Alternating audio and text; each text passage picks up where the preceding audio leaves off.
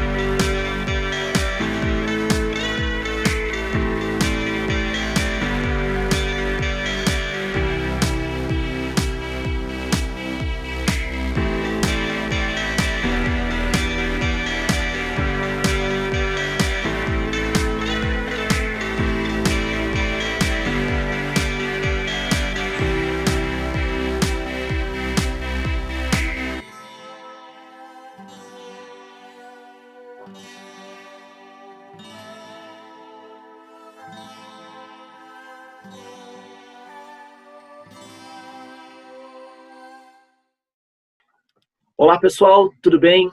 Sou Adriano Guardiano, gestor de vendas e especialista de produto aqui na Fretify. Estou aqui hoje com um convidado ilustre, Antônio Grandini, da Inova Consulting. Nosso objetivo hoje vai ser falar sobre transformação digital, adaptando a sua logística. Um breve currículo do Grandini, a gente vai passar um pouquinho para vocês agora. Grandini, poderia falar para a gente um pouco das suas experiências, um pouco de você, para o pessoal também que está nos assistindo te conhecer e saber um pouquinho sobre você. Fica à vontade. Olá, claro, Adriano. Prazer estar aqui. Obrigado pelo convite. Bom, sou um executivo com 30 anos de experiência, praticamente todos esses anos eu passei na indústria de bens de consumo, trabalhei muito na indústria de cosméticos, trabalhei na Unilever, trabalhei na Nivea, trabalhei na Jequiti, tive minha consultoria por alguns anos, trabalhei, eu costumo dizer que eu dei uma escapadinha, fui para a farma durante um ano e meio, mas depois, logo em seguida, acabei voltando para o setor de cosméticos, né? Não resisti ficar longe, e minha última empresa, onde eu exerci a função de diretor executivo de industrial, foi na L'Oréal, né? Desde novembro do ano passado, eu sou responsável pelo pilar de Indústria 4.0 na Inova Consulting e também professor de Indústria 4.0 na Inova Business School. Sou conselheiro de administração, né, certificado pelo IBGC, e um apaixonado por transformação digital, inovação e tecnologia, né, e muito feliz de poder falar de temas e assuntos tão relevantes e que eu gosto tanto aqui com vocês.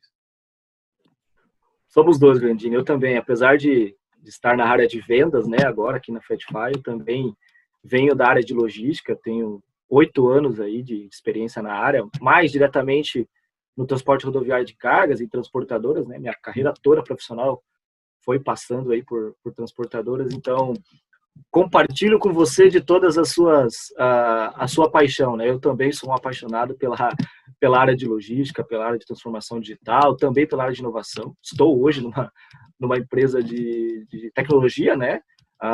Então, particularmente, o tema que a gente está trazendo hoje, você é mestre e professor nele, vai nos ajudar bastante com informações relevantes para as pessoas que estão hoje com a gente. Grandini, sobre o tema como um todo, eu abro espaço agora para você falar sobre ele, né? Citar tudo que você acha de interessante inicialmente, né? Se você quiser dar um overview aí do que a gente vai falar, o que as pessoas estão esperando aí em relação ao tema. Não, tá ok.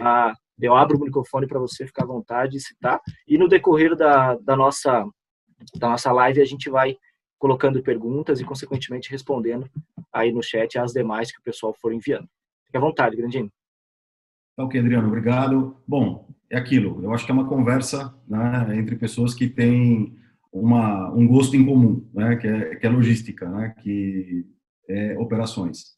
E ainda mais trazendo num contexto em que vivemos ultimamente, né, um contexto onde as coisas mudam com uma velocidade muito grande.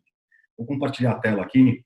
Eu preparei alguns slides só para que a gente possa dar um flow aqui, um ritmo para nossa conversa. E aí eu acho que naturalmente as perguntas elas vão acabar surgindo e vão acabar aparecendo. Vocês estão vendo a minha tela? Sim. Então tá bom. Bom, as apresentações já foram feitas, né? Então nós vamos falar aqui um pouquinho a respeito dessa questão da transformação digital dentro do contexto da logística, mas eu sempre gosto de começar falando sobre transformação digital usando essa palavrinha, né? O que te vem na cabeça, Adriano, quando você vê a palavra muvuca? Eu acho, vamos lá, bombeiro. Aquele cara Bombeiro? que fica apagando incêndio. Para mim, Pois eu é. lembro da palavra muvuca e transporte voltado a isso.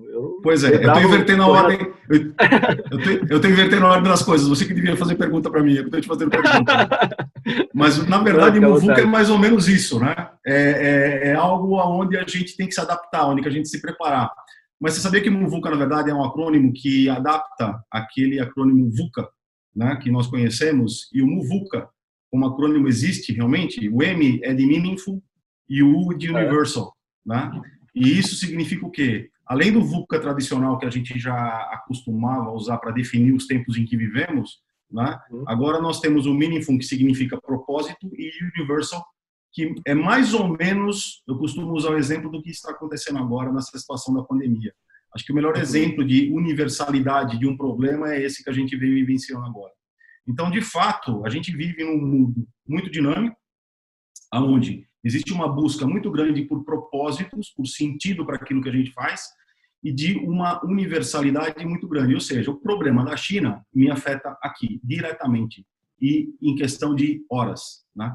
Essa interconexão, né? Essa ligação, ela explicita muito toda a atenção que a gente vive. Mas, na verdade, quando a gente olha para trás aí, olha a evolução da humanidade ao longo dos tempos, né, a gente pode ver que nós já passamos por curvas, ondas de inovação, né, ao longo do tempo. Lá atrás, né, desde o tempo em que se começou a usar o aço, através de todas as revoluções industriais que nós vivenciamos, né, quando nós deixamos de sair de uma organização agrícola para uma organização, uma sociedade industrial, e aí viemos aí com todas as revoluções industriais, todas as evoluções e as ondas de inovação pelas quais nós passamos trouxeram junto o quê?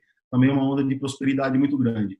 Por que eu estou mostrando aqui esse gráfico, né? Esse gráfico, na verdade, ele mostra um ponto que eu acho super relevante, que eu acho que é o ponto fora da curva. É onde as coisas definitivamente começaram a acontecer da forma como a gente conhecia o mundo VUCA, né? Até então apresentado, que eu chamo ele, e agora ele é definido como muvuca, né?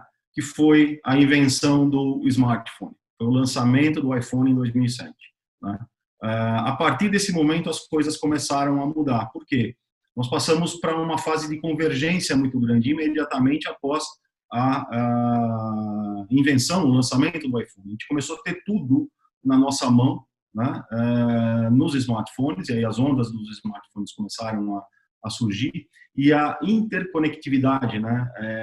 A conexão das pessoas, né? Nós passamos, de fato, a viver numa grande aldeia global conectada, onde as pessoas têm aí acesso muito rápido, muito instantâneo à informação e também geram muitas informações.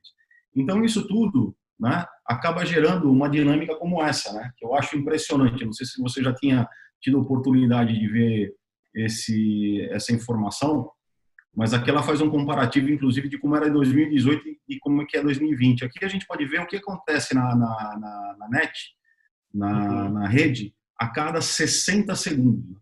Então, a cada 60 segundos, né, nós temos aqui impressionantes no mundo. Por exemplo, você pega a Netflix, né? 764 mil horas de vídeos, né? Pessoas assistindo vídeos, todos juntos, em 60 segundos. Isso aqui não é uma hora, são 60 segundos. A gente vê aqui que são 190 milhões ainda, né, de e-mails enviados. A gente vê aqui que tem 59 milhões de mensagens, né? Por exemplo, o WhatsApp, incluído aqui em 60 segundos. É essa dinâmica, e se a gente olha para 2 anos atrás, né, compara aqui Netflix há 2 anos atrás, 266 mil horas. Então, assim, em 2 anos, pois é, em 2 anos, olha para quanto foi.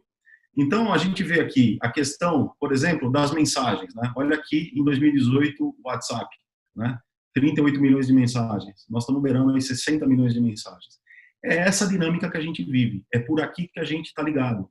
É por aqui que a gente se informa, é informado, né? Tem uma série de benefícios, mas tem uma série de problemas também em cima disso tudo. Mas é daqui que a gente acaba desenvolvendo o quê? A nossa capacidade de conhecimento. E esse aqui é um outro slide que eu gosto de usar, que é a impressionante velocidade pela qual a humanidade está conseguindo dobrar todo o seu conhecimento. Em 1900, para que se dobrasse o conhecimento existente da humanidade, eram necessários 100 anos. Tá? Não preciso dizer muita coisa, foi evoluindo hoje, em 2020. Para a gente dobrar o conhecimento disponível, né, para a humanidade, são necessárias 12 horas. O que isso significa? Isso significa uma dinâmica totalmente diferente daquela dinâmica que a gente estava acostumado há 10, a 20, a 30, a 40 anos atrás. Então, você imagina, de fato, que é um exemplo, o que isso significa? O que isso significa para um estudante que entra para fazer um curso, né, e sai depois de 4, 5 anos. Né? Aquele currículo tradicional. Quando passar esses 4, 5 anos, a probabilidade que ele vai ter de fazer algum reforço ou alguma imersão em algum tema novo que surgiu para o curso dele é de 100%. Tá? Ou seja, a necessidade que a gente tem de se atualizar constantemente é muito grande. E isso tudo vem muito em função dessa interação. O que acontece? Acontece isso, Adriano. Acontece que hoje, né, nós estamos aqui em 2020, né, o que mostra esse gráfico aqui? A barrinha azul é a população global, né, e a barrinha cinza é a população global conectada. Nós estamos aqui em 2020, nós temos aqui mais ou menos alguma coisa em torno de 60% da população dobrada, conectada, criando todas aquelas conexões e todas aquelas interfaces. Então, olha, aquela velocidade toda está acontecendo com 60% da população conectada. A gente pode até dizer com só 60% da população conectada. Ok, muito bem. E aí, quando a gente tiver 100%? Bom, você já pode imaginar o que vai acontecer com a velocidade e com a dinâmica que a gente vai ter de gestão de informação e de relação com a comunicação quando nós estivermos 100% conectados, né? E a pergunta que se faz é o seguinte: bom, então vai demorar para isso acontecer? Não, vai acontecer em 2025. Eu diria que pela velocidade com que nós estamos vivenciando as mudanças, 2025 está logo ali na esquina, né? Está prontinha lá para esperar a gente quando a gente dobrar a esquina e nos encontrar. Ou seja, muito rapidamente essa população toda vai estar conectada, e aí você imagina a dinâmica que a gente vai ter para com que essa evolução continue e aconteça. Aqui é só uma fotografia para a gente entender um pouquinho das evoluções aqui, né? A gente fala muito hoje nós vamos falar um pouquinho, né, sobre indústria 4.0. Muitos falam a quarta revolução industrial, mas se você der uma olhadinha aqui no final, ó, já tem data para a quinta. Então, assim, a quinta já está batendo a porta, que é aqui em torno de 2030, né? Só que até lá nós vamos passar por algumas eras aí, né? A gente, como eu falei, né, nós estamos em uma era claramente onde tudo se converge, tudo vai, né, para um único aparelho, que no caso são os nossos aparelhos, os nossos smartphones, né? Nós estamos deixando de carregar aquela série de devices, aquela série de tranqueiras, né, que a gente costumava carregar para poder trabalhar, se conectar, e hoje vivendo muito bem com um smartphone na mão. Então esta é a era que a gente vive de convergência. A gente já está aí com um pezinho, já vem vivenciando aí uma interface com a era dos vestíveis, onde de fato, né, nós vamos passar a usar como parte né, da forma como a gente se veste, né? Alguns já equipamentos, então a gente tem os óculos de realidade aumentada, nós temos os smartwatches, enfim, cada vez mais aí próximos da nossa realidade, né? Os exoesqueletos também, como uma realidade aqui muito forte no nosso dia a dia dos trabalhos. Vamos já evoluir para a era dos implantáveis, então eles deixam de ser vestíveis e passam a ser implantáveis, né? Como o uso de localizadores, né? Para que pessoas possam ser identificadas e possam ser acompanhadas, o uso de lentes como se fossem monitores, né? E também remédios, né? Ou sistemas de monitoramento da sua saúde, que você vai engolir uma pequena cápsula, que na verdade depois ela é descartada, mas que durante o tempo que ela estiver no teu corpo, ela vai te mandar informação real time, constantemente a respeito da tua saúde, né? Então esse monitoramento faz parte do que a gente chama da era de implantáveis, né? E a era da singularidade, que nós diríamos que vai caracterizar a quinta revolução industrial, quando nós vamos ter aí os humanos, os ciborgues, né? Que já por exemplo, você usar, né, sistemas digitais, sistemas eletrônicos integrados ao seu corpo de uma maneira definitiva, como próteses, né? Como olho, como braços, mãos, pernas, enfim. Isso vai dar essa dinâmica para essa era da singularidade. E como eu te falei, isso daí se espera que aconteça aí para os próximos 5 anos, 10 anos, né, 6 anos, as coisas estão evoluindo.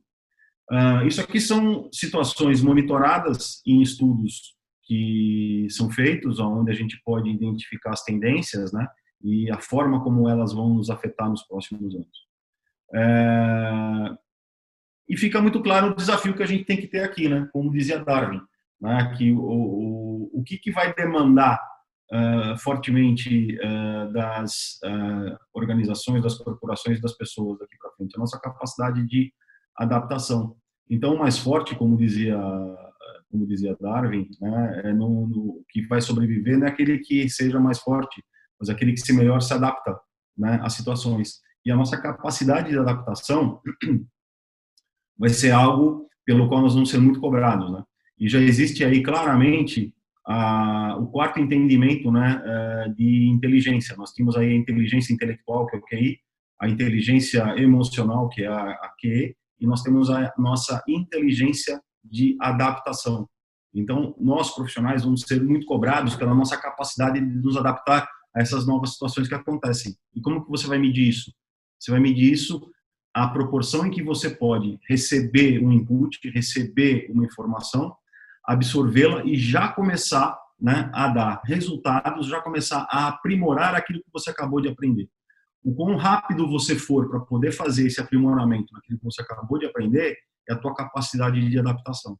E isso vai ser algo que vai ser fortemente monitorado, vai ser fortemente demandado, não só das empresas, mas também das pessoas. Então, meu amigo Adriano, esse aqui é o contexto em que vivemos, né? Então, a gente pode perceber que esse contexto é um contexto altamente desafiador. E se já não bastasse, né? Se já não bastasse, se a gente já não tivesse desafio suficiente, né?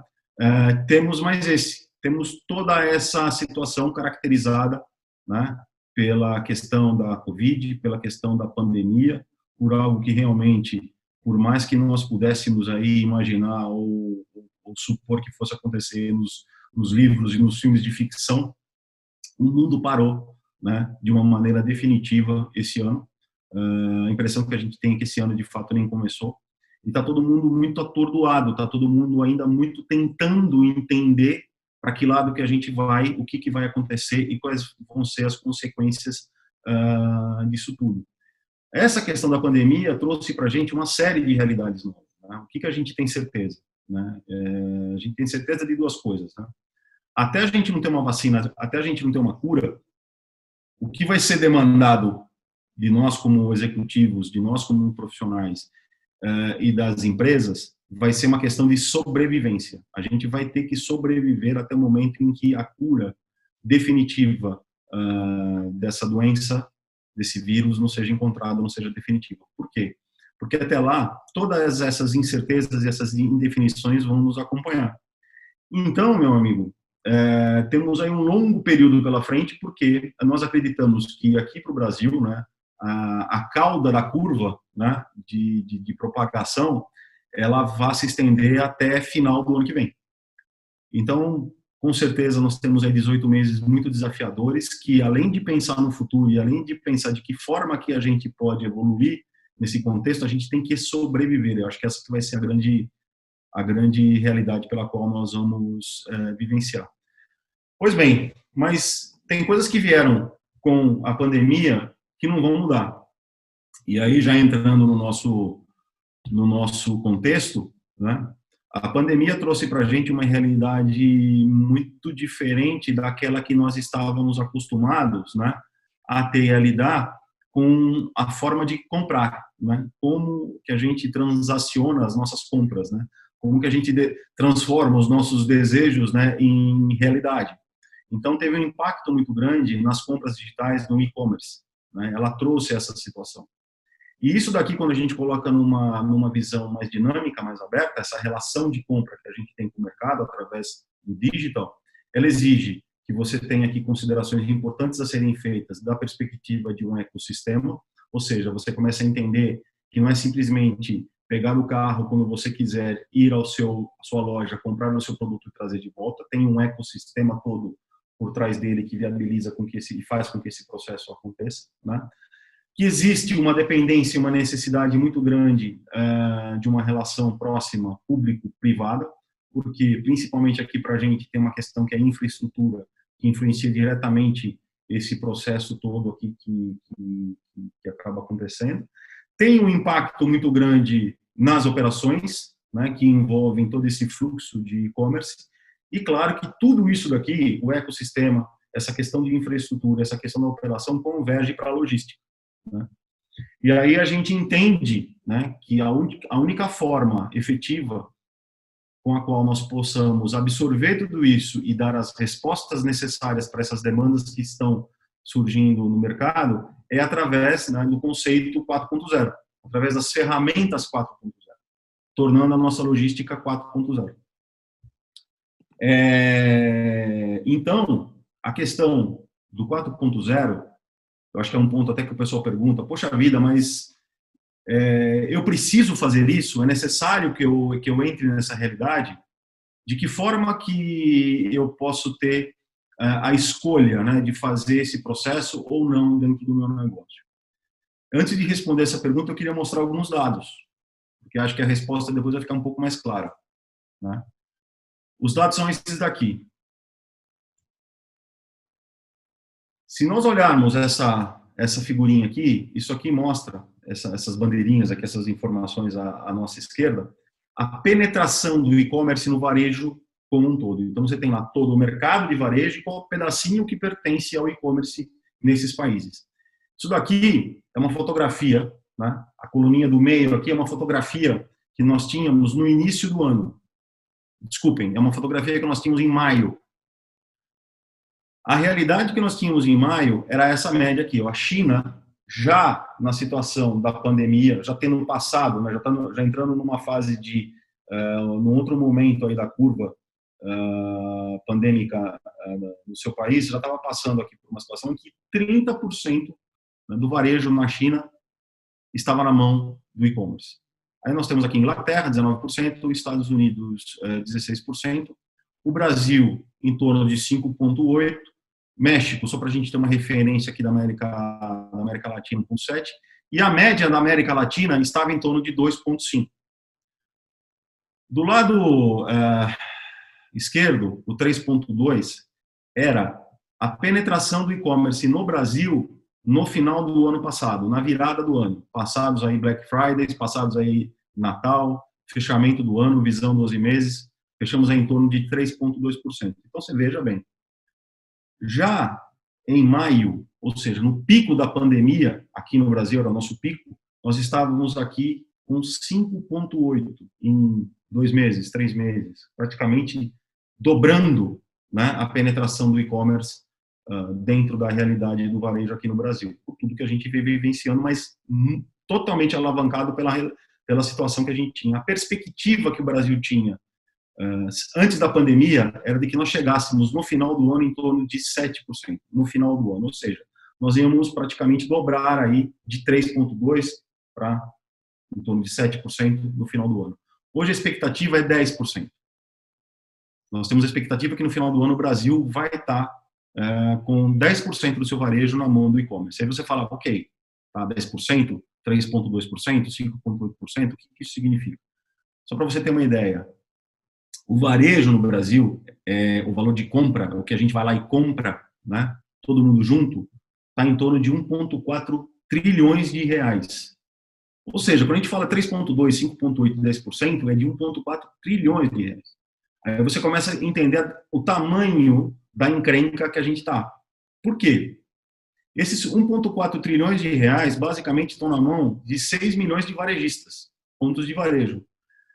E aqui uma curiosidade, que eu te falo que já no sentido de responder aquela pergunta, se eu preciso ou não preciso me movimentar nesse sentido. Desses 6 milhões, somente 50 mil têm e-commerce. E estes 50 mil, né, estão representando esse movimento todo que nós estamos tendo agora nessa questão da pandemia. Só no mês de abril, né, o líder de e-commerce no Brasil, ele adicionou, né, à sua carteira de clientes 5 milhões de novos consumidores. No mês de abril, novos consumidores adicionados à carteira, em um único mês. 5 milhões de novos consumidores. Daí a gente entende por que nós estamos falando muitas vezes que nós estamos fazendo em 5 meses o que nós queríamos fazer em 5 anos. As lojas físicas, cada vez mais, elas vão passar a ter um novo papel dentro desse contexto. Eu não acredito, e ninguém acredita que as lojas físicas vão deixar de existir. Eu acho que elas vão diminuir muito, cada vez mais. As lojas físicas vão passar a ser um ponto de contato com o consumidor, onde você possa exercer a possibilidade de deixar o seu consumidor ter um contato com o produto, um contato com a sua marca, fazer a experiência, né, que nós queremos, mas vai ser principalmente o quê? Ponto de coleta de dados. O petróleo hoje é o dado. Então, coleta de dado, quem tem dado tem toda a informação e vai ter um diferencial no mercado. Cada vez mais as lojas físicas vão passar a ter esse papel junto ao nosso consumidor. Pelo fato de que cada vez mais nós temos aqui a possibilidade de ter o mundo na mão com os nossos smartphones, existe esse conceito do customer centricity, consumer centricity, que é a jornada do cliente. Qual o foco que a gente vai precisar perseguir nessa questão do e-commerce? Toda a jornada. Que começa quando? Na hora que eu imagino o que eu preciso e consulto a internet para comprar, né, aquilo que eu estou querendo no meu smartphone. Né? Até o momento em que eu recebo esse desejo fisicamente das mãos de um entregador. Essa é a jornada toda. Essa jornada, ela está muito ligada com o nível de expectativa que é gerada pelo cliente na hora que ele imagina ter um produto. Então, a realidade passa a ser diferente.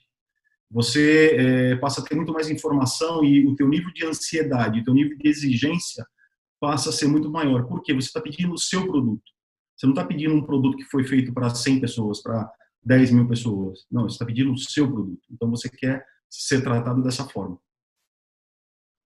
Cada vez mais, a questão da infraestrutura, a gente está ouvindo falar muito aí da questão do 5G.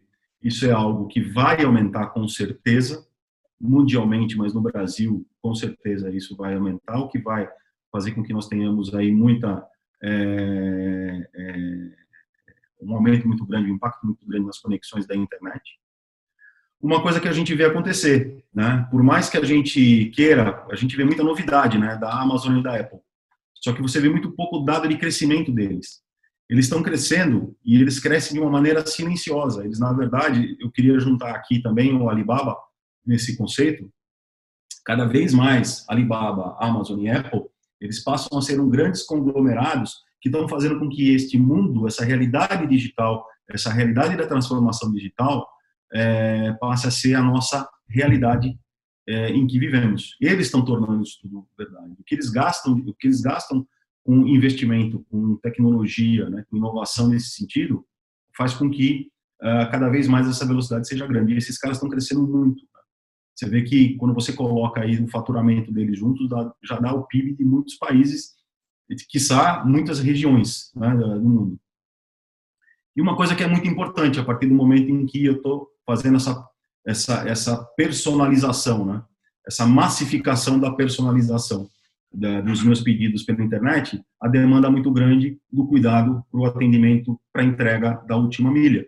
Né? Por quê? No final das contas, vai ser tudo tão digital que o único contato, a possibilidade de contato físico, contato humano que você vai ter com a empresa que você usou para comprar o seu produto, vai ser um entregador que vai aparecer com um pacote para você em casa.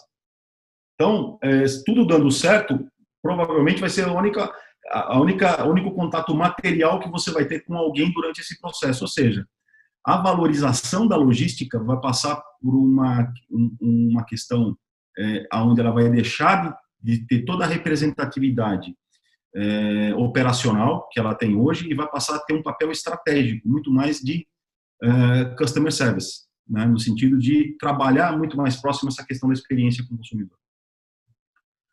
E aí, não tem jeito, né? Isso acaba criando impactos. De um lado, você passa, na realidade, como a gente já olhando aí do aspecto da logística, gerenciar muito mais SKUs, onde é praticamente impossível você ter uma acurácia na questão da previsibilidade.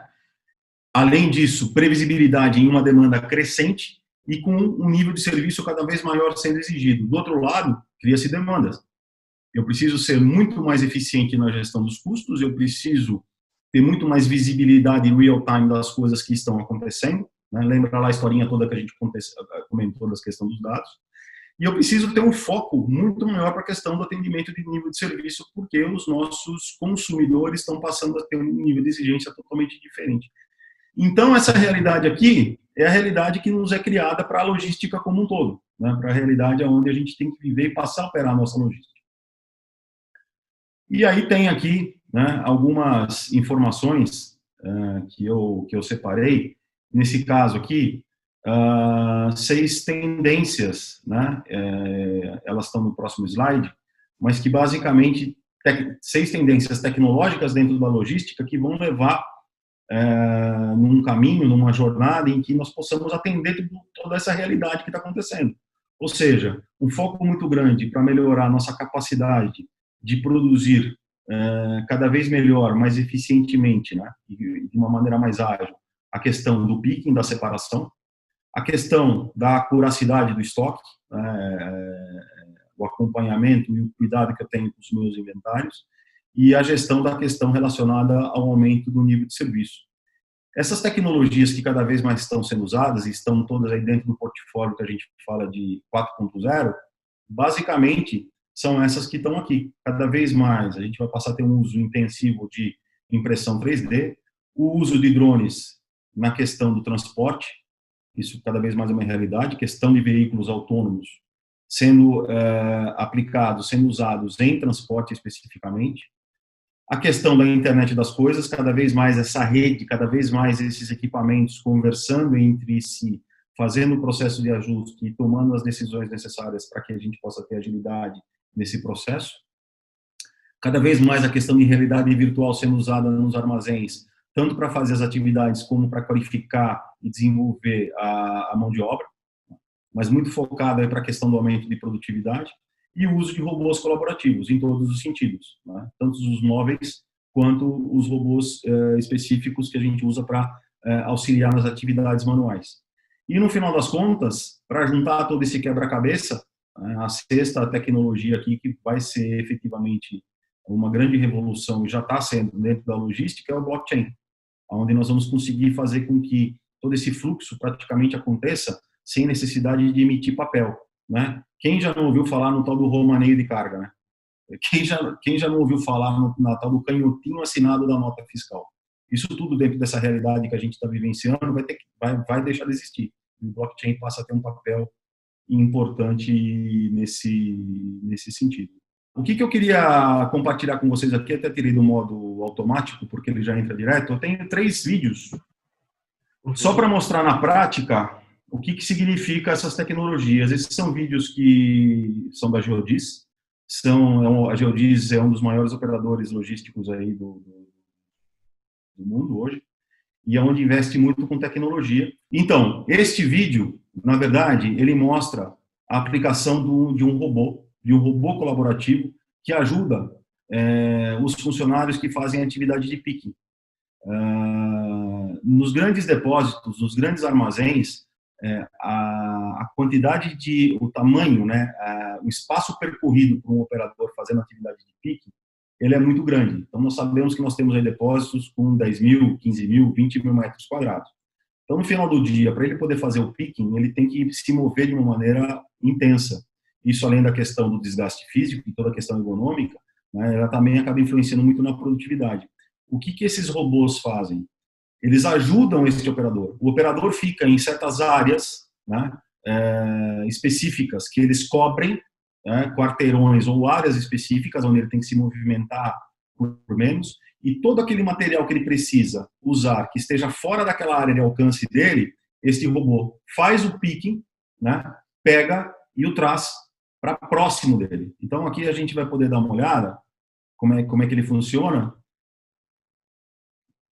Você vê aqui o rapaz fazendo a leitura, os robôs trabalhando, né, de uma maneira efetiva, trazendo os produtos. Aqui você tem uma definição de cores para que possa definir prioridades de produtos, né? E os robôs fazem o movimento, né? Os robôs fazem os movimentos, que vê aqui, já a gente vê o operador usando o robô. Qual que é a grande vantagem disso? É uma situação que a gente vivencia muito, os picos de final de mês, por exemplo, aquelas situações atípicas de final de mês. Você pode usar essa estrutura com os robôs nos picos, e quando você não tem um pico, a tua mão de obra específica alocada fica disponível para fazer atividade. Então, ele ajuda também a absorver essa questão dos picos. Quando é necessário, ele volta para a sua estação de carregamento e fica lá parado, fazendo o seu carregamento, a sua preparação, né? Então, ele é bem interessante. Os custos desses robôs estão cada vez mais baratos, eles estão cada vez mais acessíveis. Então, aqui vem uma questão de custo que é relevante. Só a Geodis pode ter isso? Não. O custo desses robôs, eu posso garantir para vocês, ele é muito competitivo. E hoje em dia tem outras formas, né? Que não é só aquisição, você pode alugar esses robôs.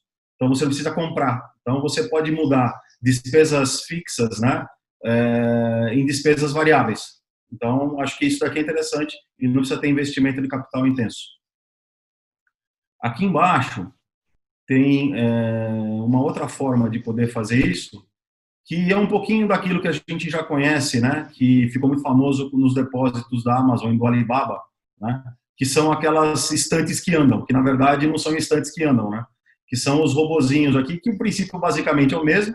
Aqui, em vez do operador de separação ficar no meio do depósito, eles ficam todos numa área onde eles esperam com que a estante com seus produtos venham até eles, né? E quem vai buscar e fazer essa movimentação? Esses robôs aqui que estão embaixo, né, da prateleira, né, fazendo essa movimentação dos materiais. Então, é uma outra forma de aplicação dos cobots, dos robôs colaborativos, na gestão da produtividade e das atividades dos depósitos. E esse daqui é uma maneira muito interessante que foi desenvolvida para se fazer inventário, fazer contagem. Que nós sabemos que, de novo, cada vez mais os depósitos estão maiores, cada vez mais nós temos um aumento de número de SKUs, cada vez mais a gente tem uma exigência com relação à acurácia e à forma com que a gente faz a gestão e o controle de inventário. Então, nós temos que criar maneiras diferentes para poder fazer esse processo de inventário cada vez mais rápido, num espaço de tempo cada vez menor. Eu, particularmente, já usei em algumas empresas em que eu trabalhei drones para fazer contagem de inventário, mas esse daqui, ele passa a usar um pouco do que a gente viu do outro robô colaborativo como um meio aqui, uma forma de fazer a contagem. Então, você, né, na verdade, passa a ter um cobot, você não precisa usar mais essas plataformas, expor as pessoas ao risco. Essa contagem pode ser feita à noite, enquanto você não tem mais movimentação, onde você tem um cobot como aqueles que nós vimos até aqui, adaptado né? Aqui está o Cobalt, adaptado com uma lança, onde você tem um drone que funciona instalado nessa lança e que vai fazendo a leitura com câmeras, né, 360 graus dos códigos que estão dos produtos que estão armazenados no depósito. Então, você pode, por exemplo, fazer esse processo toda noite. Diariamente você consegue entender e ver de que forma que o teu inventário está evoluindo e está sendo controlado para tomar as decisões e as reações necessárias dentro desse contexto todo que a gente vivencia. Pois bem, é isso, né? Eu acho que isso daqui ilustra um pouquinho, né, e traz a gente para essa jornada, de onde que as coisas começaram, por onde que foram e de fato como é que estão acontecendo, né? E quando a gente fala em logística 4.0, eu acho que é importante isso, a gente entender de onde é que a gente vem. E respondendo aquela pergunta, que eu nem sei se é uma das que você vai fazer ou não, mas que provavelmente é uma das que eu sempre ouço, né? A gente vai ter que ir para essa questão da digitalização? Sim, teremos, né? A pergunta não é se, é quando, de que forma que a gente vai fazer o nosso processo, o nosso rito de passagem, né? E aqueles que não forem, o mercado vai evoluir. Lembrando que as mudanças acontecem em função do mercado. O mercado está evoluindo rapidamente e a gente vê como o varejo está evoluindo rapidamente. Isso significa que a gente vai ter que se adaptar. E varejo, quando a gente fala daquele 1,4 trilhão, é micro, pequeno, médio, grande, enorme. São todos. Então, todo mundo vai ter que achar formas, né, de se adaptar. E acho que hoje os recursos e as possibilidades estão muito grandes nesse sentido. É isso, Adriano.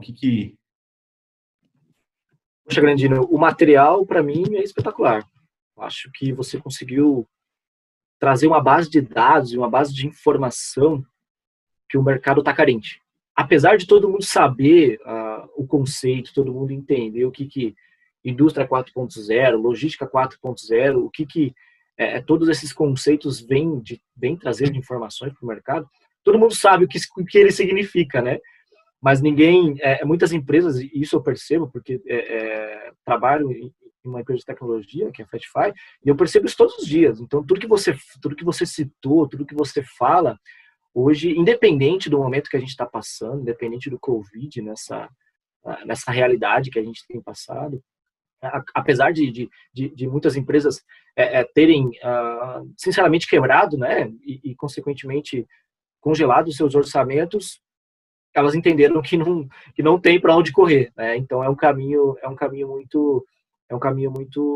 muito árduo, mas igual eu repito que você faço, né, total adendo ao que você está falando, que eu acho que também é um caminho sem volta e ninguém vai conseguir escapar dele. Algumas coisas me preocupam diante de tudo isso, sabe, Grandini? Porque a gente sabe que a malha logística do Brasil, a logística no Brasil como um todo, ela ainda é, infelizmente, atrasada, né? Então, independente de todas essas mudanças, de toda essa adaptação, de todo esse período que a gente vai passar até chegar lá no processo realmente de adaptação da logística 4.0, a gente, claro que vai passar esse tempo, e eu entendo que os anos que você colocou ali são totalmente flexíveis para isso acontecer. O que me preocupa é o seguinte, você falou sobre grandes empresas, médias e pequenas. Em relação às pequenas, vamos colocar as médias nesse âmbito aí também, como que essas empresas, diante de todas as tecnologias que a gente tem colocado aqui dentro desse canal de dados que você colocou e dentro desse canal de comunicação que a gente está tendo, como que essas empresas vão fazer para se inovar? Qual que você acha que vai ser a principal tarefa ou o principal desafio delas para conseguir esse padrão de inovação? Bom, a tua pergunta é a pergunta do milhão, né? Quer dizer, se a gente tivesse uma resposta para isso, acho que nós estaríamos milionários, né? Porque, na verdade, assim, é achar uma forma de viabilizar financeiramente e economicamente uma situação que é necessária. Ou seja, se você conseguir isso, todo mundo tem que fazer. Então, enfim, o que eu acho nesse sentido, né? Eu acho que existe, primeiramente, a necessidade do entendimento, a necessidade da compreensão. Chegar à conclusão que entender quais são as consequências de ter ou não ter, né? Ter condição de tomar uma decisão com base em conhecimento. Então, para que esse processo todo aconteça, e isso, desculpa, não é uma questão de custo, isso é uma questão de buscar, porque informação está disponível. Acabei de mostrar, né, como a gente tem a quantidade de informação disponível, né, para que a gente possa se atualizar de maneira de graça, né, pagando um curso, se especializando, chamando alguém para conversar, fazendo mentoria, enfim, whatever, fazendo o que for necessário para conhecer a realidade. Né? Então, tem uma questão que eu acho que é importante, que primeiro é quebrar alguns paradigmas, né, no sentido de que isso não é para mim. A minha empresa é pequena e eu não tenho acesso a isso. Está muito longe, isso é para uma empresa grande. Como eu disse, eu participei de uma live, eu convidei um representante do Ministério da Economia, que ele é o responsável pela questão de indústria, de tecnologia, desenvolvimento de inovação e implementação de 4.0 no Brasil. Né? Ele estava comentando e ele falou coisas que eu não sabia, né? Mas tem linhas de crédito específicas disponíveis, né, com taxas bem interessantes no BNDES, né, para que você possa investir, né, no seu negócio nesse sentido. Você tem incentivos fiscais, uma lei do bem, por exemplo. Isso aqui entra claramente na questão de inovação, na questão de tecnologia. Então, você pode requerer, né, retorno de alguns impostos que você paga. Tem vários incentivos. Então, eu acho que, independentemente disso, Adriano, a chave da questão é conhecimento, é qualificação. Porque também, do outro lado, aquele que acha que conhece, né, ele pode se iludir no sentido de que sair comprando, né, eu acho que eu conheço, eu tenho dinheiro, vamos supor, o cara tem dinheiro, o cara tem capital para poder investir. Ele sair comprando, né, os equipamentos e começar a instalar, muitas vezes na cabeça dele isso é 4.0. E não é 4.0. Né? E isso efetivamente não é 4.0. Né? 4.0 é muito mais do que isso. 4.0 é de que forma que você cria uma cultura de inovação dentro da sua empresa para que as pessoas possam suportar uma implementação como essa. E aí, faseadamente, né, você vai fazendo os investimentos necessários que você precisa fazer para com que as pessoas suportem esse processo.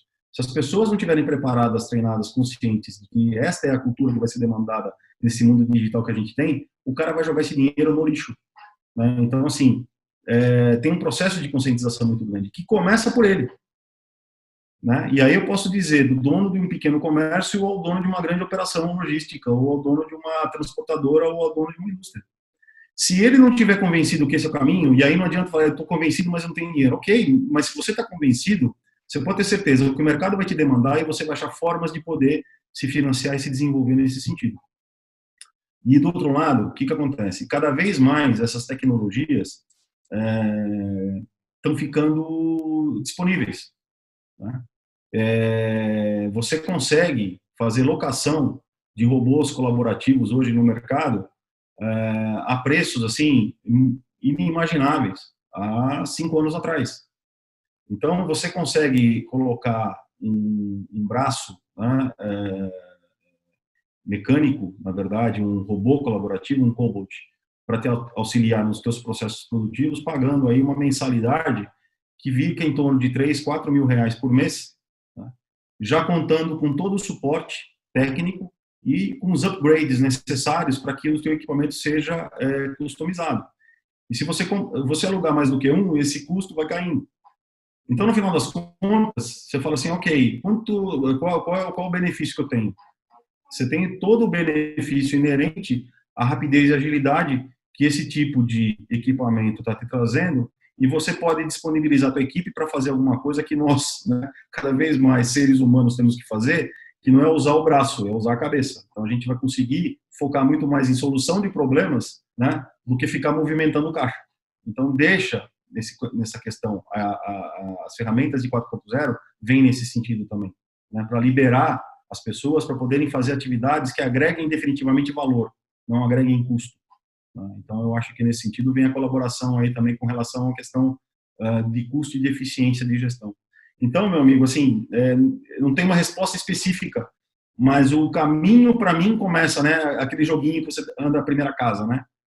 Entendimento, qualificação, compreensão. Estuda, entende, chama alguém que possa te ajudar, vai em alguma escola para estudar, pesquisa na internet, leia, tem muita informação disponível, tem muito fornecedor de equipamento que está disponível a fazer, eles têm interesse nisso, eles querem divulgar para fazer com que, enfim, é o mercado deles, mas eles fazem excelentes treinamentos, dão excelentes qualificações sem custo nenhum, simplesmente para poder mostrar e divulgar a tecnologia e tentar viabilizá-las, né? Com certeza, eu concordo com todos os pontos que você colocou, Gredi. Eu tinha alguns outros pontos, principalmente a questão cultural, você acabou até respondendo os pontos que eu tinha para perguntar. Eu também concordo e eu acho que realmente a cultura de processos que são mantidos há anos, essa indústria foi criada lá com o meu pai, e ele já fazia assim, lá na época onde ainda era logística 2.0 ou indústria 2.0, onde processos, né, ou atividades um pouco mais automatizadas não existia. Uma coisa que eu não participei ainda, Grandini, você que tem uma experiência muito maior neste mercado, eu gostaria que você citasse. Quando a gente fala de logística 4.0, muitas pessoas e também muitas empresas falam de processos, né? Como que eu vou alterar processos ou atividades que eu tenho dentro aqui do meu transporte, ou da minha logística como um todo, ou da minha cadeia logística como um todo. Como que você identifica, ou quais dicas você dá, o que você pode passar de informação em relação a isso, quando a gente fala de processos?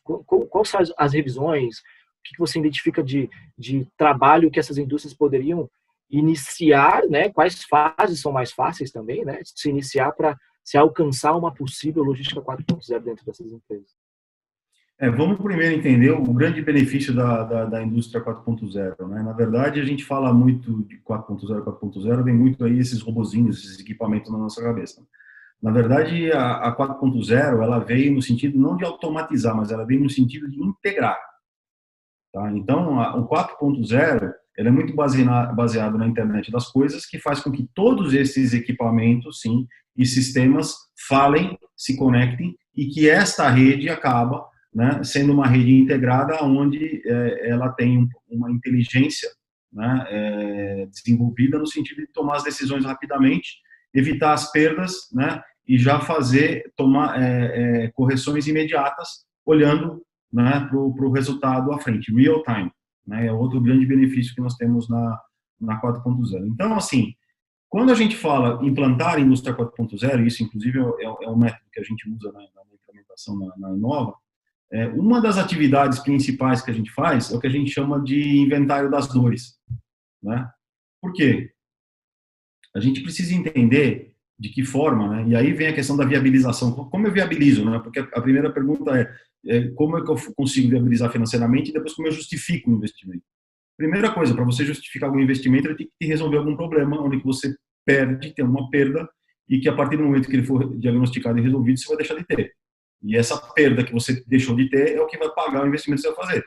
E dependendo do tamanho da perda, maior investimento ou menor investimento você vai fazer. Então, o entendimento é muito fácil.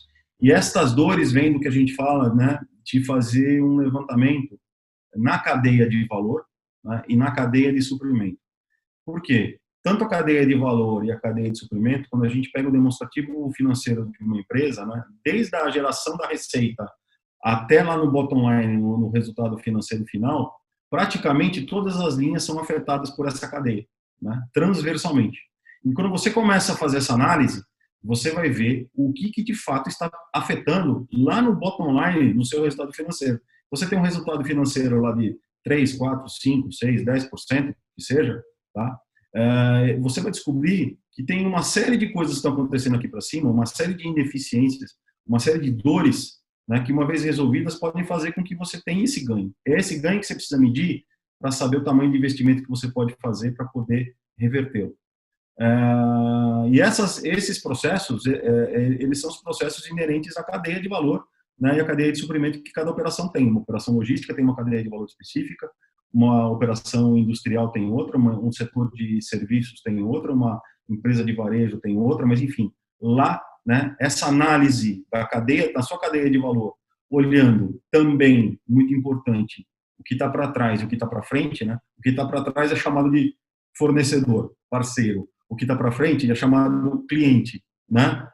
Integrar essa análise a esses caras, porque às vezes a nossa dor não está dentro da nossa cadeia de valor, mas está na cadeia de valor do fornecedor ou de uma necessidade que um cliente está querendo e eu não estou conseguindo atingir, né? Então, eu preciso entender esse processo e aí sim, com esse inventário, com essa análise de sistemas, de processos dentro dessa cadeia, eu consigo buscar soluções 4.0, né, para aqueles problemas específicos. E aí tem um mundo de solução para que a gente possa tratar, né, desde o que a gente viu aqui, dos gadgets que a gente conhece, passando por inteligência artificial, passando por coleta de dados, passando por machine learning, passando por uma série de possibilidades que existem, até sistemas ERP, sistemas dedicados, sistemas específicos, que vão acabar lembrando, se interligando para poder resolver aquela situação que eu tenho. Agora, é o entendimento. Se você não fizer assim, se você não tiver as pessoas do teu lado, e se você não souber aonde você vai colocar os recursos para resolver os teus problemas, são as duas coisas que vão matar teu projeto, vão fazer você perder dinheiro e vai ficar com aquele sentimento de frustração no final das contas que as coisas não vão funcionar, né? Então, essas duas coisas, e é nessa ordem, tá? Pessoas e processos. E muito bem colocada a tua pergunta. É aí que estão os detalhes. Olha, Grandini, tudo que você fala, que você cita, eu tenho passado e convivido no dia a dia. Muitas empresas ligam aqui para a Fletify e colocam os seus sites ou colocam dentro dos seus cenários do dia a dia que estão se adaptando para a logística 4.0, né? E procuram a gente para adaptar os seus processos logísticos voltados à área de transporte, que no meu ponto de vista é onde mais é defasado, né? Você consegue resolver a tua logística industrial, a tua logística empresarial, mas quando você entra no conceito de atendimento de transporte, muitas coisas acontecem nesse meio todo que atrapalham, porque você depende de recursos externos, muitas das vezes, né? Não só de recursos internos. Você depende do motorista, você depende do veículo, você depende de condições até mesmo do teu próprio cliente para te atender. E você citou bastante do e-commerce, citou da última milha, citou do B2B, citou do B2C. Eu tenho visto uma coisa, que daí é uma particularidade de dúvida mais minha do que necessariamente do cenário do que você apresentou. Home office. Muitas pessoas, muitas indústrias, muitas empresas estão trabalhando home office. O Covid, infelizmente, trouxe essa nova realidade de trabalho, falando da logística diretamente, e, consequentemente, eu acho que por isso que o e-commerce deu esse boom aí no Brasil em relação aos números que você trouxe. Como você acha, daí eu gostaria de ouvir mesmo, né, de você, o que você identifica, linkando logística 4.0 a um trabalho home office para empresas que ainda não chegaram nesse cenário. Eu gostaria que você, sei lá, desse um overview, sabe, Grandini, de tudo isso, o que você acha. E você falou aí, inclusive, de todas essas coisas se arrastarem até o final do ano que vem. Você falou, citou 18 meses. Imagine, se todo esse cenário realmente se arraste para todo esse tempo. O que você identifica ou interpreta para a gente de como vai ser todas essas coisas, né? Bom, eu acho que assim, são duas situações, né? Uma delas é a que a gente vive agora e a outra é como a gente vai lidar, né, com um plano específico de reintegração, de reinício, né, de retomada aí dos processos. Eu vejo as empresas se movimentando aí fortemente já no sentido de querer saber qual a população, né, quantos dos seus funcionários têm interesse em voltar a trabalhar na empresa, a partir de quando eles têm essa disponibilidade, se são em grupos de risco ou não, enfim, você tem toda essa análise. Isso já está sendo feito de uma maneira muito intensa. Existem protocolos aí específicos e existem sistemas que eu aprendi que tem disponíveis, por exemplo, um sistema bem interessante da PwC, que ela consegue ajudar as empresas a monitorar, né, toda a sua população no sentido da segurança do retorno, né? Então, desde a hora da hora que a pessoa sai de casa até a hora que ela volta, né, com checkpoints, com controle de temperatura, com uma série de distanciamento, uma série de intervenções que no final cada um, né, vai ter lá seu passaporte, vai ter a sua situação monitorada para garantir a segurança dessa pessoa, para garantir a segurança da operação onde ela está inserida. Bom, por que eu estou falando tudo isso? Eu acho que o home office, não sei se você chegou a ver o meme, né, que rodou aí, que perguntou, né, o que acelerou a transformação digital na sua empresa, né, que o cara perguntava alternativa A ao presidente, alternativa B ao conselho, alternativa C o gerente de TI, alternativa D a Covid, né? Então, assim, essa é a famosa aprender pela dor, né? A resposta foi Covid, né? Então, todo mundo, Covid. Então, assim, aprendemos pela dor, que a transformação digital é uma ferramenta que veio trazer uma realidade, sem dúvida nenhuma, mas que veio para nos ajudar, né? E ela vem para nos ajudar no sentido de facilitar e viabilizar com que, por exemplo, as coisas aconteçam no sentido do home office. Eu acho que home office vai ser algo, não é só home office, tá? Educação. Eu acho que, assim, isso vão ser áreas, setores que vão ter um grande impacto, né? Setor de educação, setor de turismo, setor de transporte, né? Setor de serviços, né? Setor de entretenimento. Esse pessoal, né, vai ter uma realidade totalmente diferente daquela realidade que tinham até fevereiro desse ano, aonde a transformação digital vem para oferecer possibilidades diferenciadas para que eles possam começar um novo negócio, um novo contexto, um novo conceito. Com relação a home office, eu acho que é algo sem volta, né? Eu acho que da mesma maneira que estava falando lá, que o pessoal vai ter que se adequar, o que eu acho é que, assim, bom, digo por mim, né? Eu brinco, né? A nossa definição, nós somos o quê? Seres humanos. Ou seja, eu sou humano, eu preciso estar perto de quê? De humano. Então, assim, eu sinto falta, né, do contato físico. Fazer essa conversa que nós estamos fazendo aqui, cara, na minha opinião, é um saco, porque eu gosto de estar perto, eu gosto de sentir, de conversar, de bater papo. Preferia ter um pessoal junto, conversando, né, trocando ideia, efetivamente, para que a gente pudesse ter essa dinâmica. Isso que enriquece. Mas, você vê, uma ferramenta tecnológica aqui que permite a gente poder fazer isso, que de uma certa forma a gente não perde a chance de expor isso, de dar esse conteúdo. Então, tá aqui, ok. É o melhor dos mundos? Não é o melhor dos mundos, na minha opinião, não. Tem muita gente que acha que é, né? Mas que está evoluindo. Então, você está usando essas ferramentas, por exemplo, eu dou aula também, né? A gente consegue fazer, durante a aula, usando ferramentas específicas como essa, grupos de trabalho, a gente consegue tirar o pessoal do grupão, deixar trabalhar e depois o pessoal volta para o grupão para fazer uma apresentação específica. A gente consegue ter um sistema onde você tem uma lousa, um quadro em branco, onde as pessoas vão colocando seus post-its, todo mundo está participando na dinâmica da pergunta que a gente faz. A gente consegue fazer uma pergunta, todo mundo participa de uma votação, né? A gente consegue acessar. Então, quer dizer, no final das contas, com uma grande diferença, né? A gente tinha no curso que nós fazíamos, damos o curso de conselheiros, Trends Innovation, tem cara que vem do Acre. Ele vinha uma vez por mês para São Paulo para ficar, né, sexta e sábado em São Paulo. Esse cara, pergunta se ele vai querer voltar pro curso presencial de novo, né? Não vai, ele vai querer fazer o sistema de videoconferência. Então, o que eu acho? Grande parte das pessoas vão ficar, as pessoas estão começando a entender e se adaptar a essa realidade do home office cada vez mais, vão ter facilidades para que as pessoas possam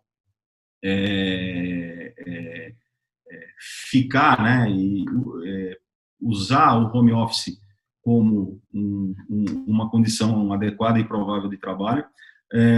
Eu acho que vai ser muito conveniente com que nós aprendamos a trabalhar dessa forma, assim, migrando um pouco, né? Considera que você vai uma vez por semana no teu trabalho, 2 vezes por semana no teu trabalho, mas que na maioria do tempo você vai ser o dono do seu nariz e que você vai ter que fazer aquilo que você se comprometeu com a tua empresa, entregando os resultados que você tem da tua casa, da tua operação, trabalhando a hora que você quiser, da forma que você quiser. Tem regrinhas, né? Vamos aprender etiquetas, formas, né? Respeitar horários, né? A gente sabe que ficando em casa depois do almoço tem que lavar louça. Então, não adianta querer marcar a reunião da meio-dia a 1, porque o pessoal come e lava a louça. Então, assim, essas coisas são óbvias que antes a gente não acostumava, né, não lembrava, né? Tem gente que trabalha melhor de manhã, tem gente que trabalha melhor à noite, tem gente que trabalha melhor de tarde, né? Tem cara que, empresas globais, que tem fuso horário diferente, você tem que saber de jeito que se adequa para isso tudo acontecer, mas isso vai ser uma questão de adaptação. E eu acho que as empresas de logística não vão ser diferentes. Eu acho que é isso. O pessoal da área administrativa, é lógico, né, que trabalha na operação, não tem jeito, tem que trabalhar na operação. Aí não muda nada. O que vai mudar é a forma, como eu falei lá atrás, da segurança. Você fazer a gestão da segurança dessas pessoas até não ter vacina. Então, isso vai ser importante, não é só questão da conscientização, mas as empresas têm que dar as ferramentas e têm que dar as condições para que essas pessoas se sintam seguras para poder ir ao local do trabalho e efetivamente realizar, fazer de uma maneira produtiva aquilo que ela tem que fazer. Agora, as pessoas que trabalham em setores administrativos, setores de planejamento, eu acho que total, desde que você tem internet boa, né? E aí é uma questão do governo, né? De infraestrutura, a gente precisa ter, né? Vira e mexe, a gente toma umas travadas aqui, a gente fala, o que está acontecendo? Eu estou olhando, não, está travado mesmo, porque a gente sabe que tem uma deficiência muito grande nesse sentido no Brasil. Só vai melhorar com 5G, isso provavelmente a partir do ano que vem, mas é isso, meu caro, eu acho que não tem volta. Também acho, Gandini. Também acho. Acho que é muito difícil aí a gente voltar para um cenário diferente do que a gente está agora. Bem, minha lista de perguntas aqui se encerraram. Se você quiser comentar mais alguma coisa, fique à vontade, senão a gente pode encerrar por aqui. Se você quiser citar, Gandini, mais alguns pontos, fique à vontade. Não, só queria fazer uma última fala aqui de encerramento. Na verdade, é aquilo que eu comentei, né? Não importa se é logística, não importa se é indústria, não importa se é comércio, não importa se é varejo. Eu acho que a transformação digital é alguma coisa que veio, ela está e a gente está vivenciando. A gente não pode tentar se enganar de que é uma questão de escolha, é melhor a gente encarar de fato, né, de que é uma realidade e o que está na nossa mão, definir de que forma que a gente vai querer fazer essa travessia, fazer essa jornada. É uma jornada, né? A gente precisa começar. A gente já vê que lá na frente, em 2030, já se fala em indústrias 5.0, então nós estamos falando aqui se vou começar 4.0. Então, assim, a gente tem que correr. Então, não é algo futuro, é algo que já existe, aliás, desde 2014, né, desde 2012. Então, assim, eu diria que quem não está evoluindo nisso está atrasado, mas nunca é tarde, né? Não começar é pior do que começar atrasado. Então, eu acho que, assim, é o momento. E o começo, para mim, é muito claro, né? É você ter, né, a consciência, o conhecimento do assunto, do tema, é um tema relevante, todo mundo vai ter que entender um pouquinho disso, porque isso vai influenciar a vida de todo mundo, inclusive quem não é dono de negócio vai ser influenciado por essas questões, então tem que aprender muito facilmente a forma como a gente estuda, né? Então, de que forma que eu vou usar esses recursos aqui para estudar. Então, assim, eu preciso conhecer, isso é uma influência, é um exemplo de influência que a gente vai ter que sofrer, e tem muita gente que não sabe lidar com isso, né? Então, assim, esse pessoal vai ter que começar a entender que vai ter que enfrentar essa mudança. Nas empresas, a questão da qualificação, da cultura é fundamental, eu diria, da cultura é mais importante do que a qualificação, e a cultura, lembrando, começa dos donos, dos conselhos, dos gestores, daqueles que criam o planejamento estratégico da empresa. Lá no planejamento estratégico da empresa tem que estar explícito, né? Transformação digital. Se não tiver, começa aí. Revê o planejamento estratégico e põe lá que você quer, a tua empresa quer passar por essa transformação digital. Isso vai te dar condição, né, e voz para fazer o processo de mudança que você tem que mudar. Né? Porque senão você vai mudar isso e você não está amparado pela estratégia do teu negócio, não tem sentido nenhum você fazer.